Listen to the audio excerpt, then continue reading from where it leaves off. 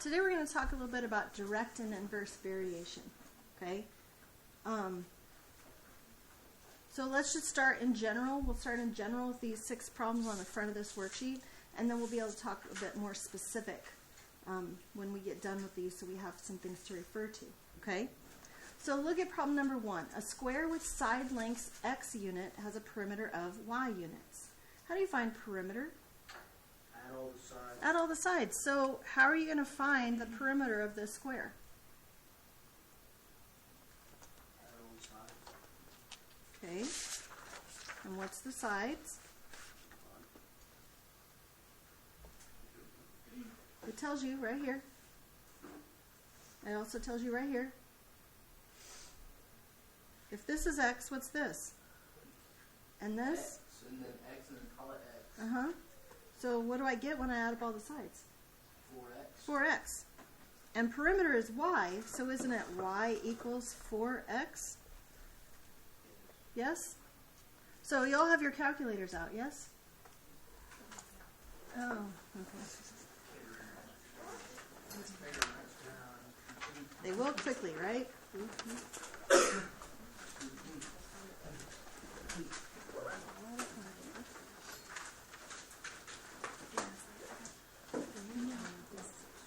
Okay.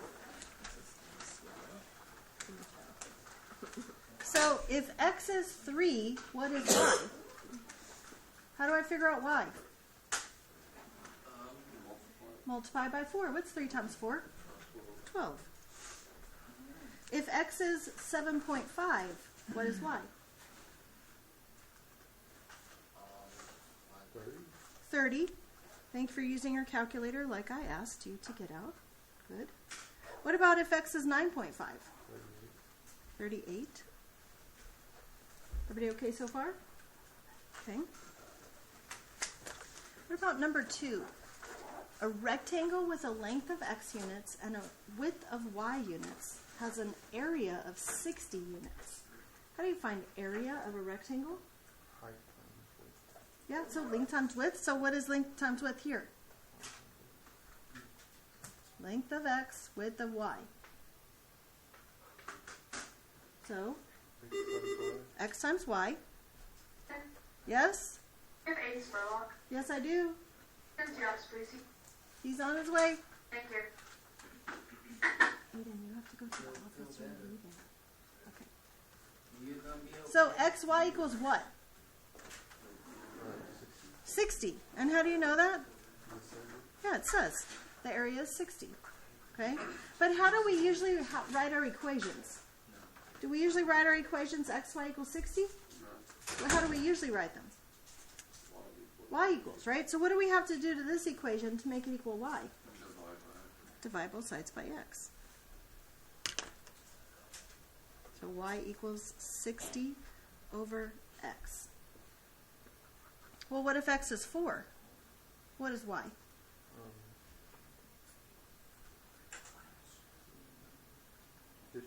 15. Okay, if x is 8, what is y? Kalia, we'll go to you next. We'll go around the room to make sure everyone's participating. How about that? 7.5. Kalia? 7.5. Thank you. Abby? What if x is 12?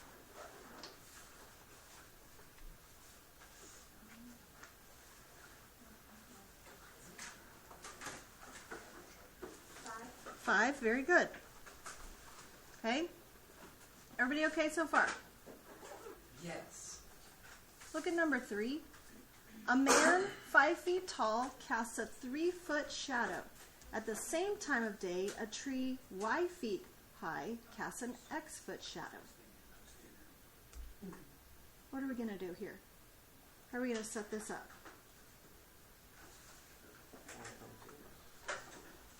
What shape are these? Triangles? Are they similar triangles? Yes, because it's talking about the same time of day measuring the shadows. So can we say y over x, like the tall part over the short part? Yes. What would that equal? 5 over 3. 5 over 3. Very good. Is that the way we normally like to see our equations? Now what do we need to do so that it gets how we normally like to see our equations? Multiply both sides by x. Very good. So y equals 5/3 x. Bailey, what happens if x equals 4.5?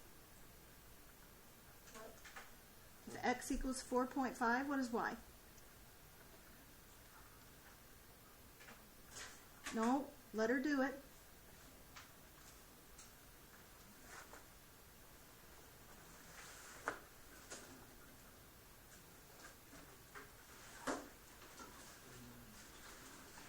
Once you get your answer, please write it down.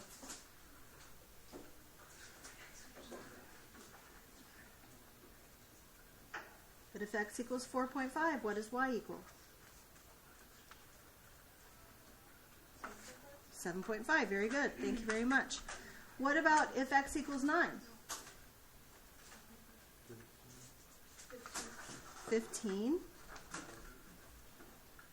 Felicia, what if x equals 10.5? What is y?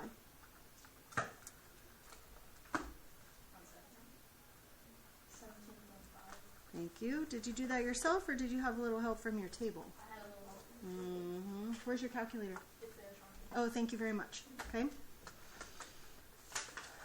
A person 60 inches tall looks through a mirror 30 inches from the wall. If she is X inches away, how far up the wall can she see? Can I take a timeout real quick? Yeah. Okay. This question makes no sense to me. Facts. Like the actual concept of the question, who is standing a certain distance away from the wall looking at the mirror to see how far up the wall they can see? Like, who is doing that? This person. It's a math problem, right? Can we look past the weirdness of the problem and get to the actual math part? You okay with that? Yeah. Do you have to do that sometimes? Yeah. Yes, right? Sometimes we have to because the people making up the problems just sometimes have to get weird to make it be something we need, right? Let's get past the weirdness and let's set up an equation. Okay? Y over up the wall over what? What's this? 30 equals what? How tall is she? 60 over what? X? Is this the only way I can set up this? Is this the only way I can set up this? There's like 4 different ways, isn't there? Okay, but we'll just go with this way. Is that all right? How do I make it equal to y? Multiply both sides by 30. What do I get when I multiply both sides by 30? Y equals what? What's 60 times 30? 1,200. It's close. 1,800, right? Dang it. 6 times 3 is 18, but Yeah, I've got the plus two two zeros. 10s, right? Okay. So 1,800 over x. What if x is 20? What's y? Sierra, what's y? If x is 20.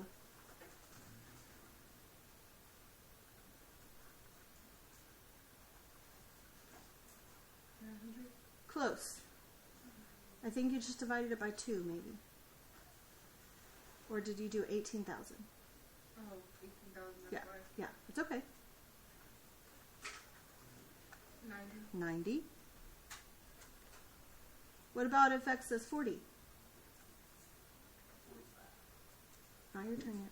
It's okay. 45. And now, if x is 60, now it's your turn. 30. Everybody okay so far? These are some just basic word problems so far, aren't they? We're going to start to look for patterns in just a minute. Okay? Number 5, for X people to travel, the cost Y in dollars for renting a bus at $7.50 per person. Well, if the cost is Y, how much does it cost per person? $7.50 per person, right?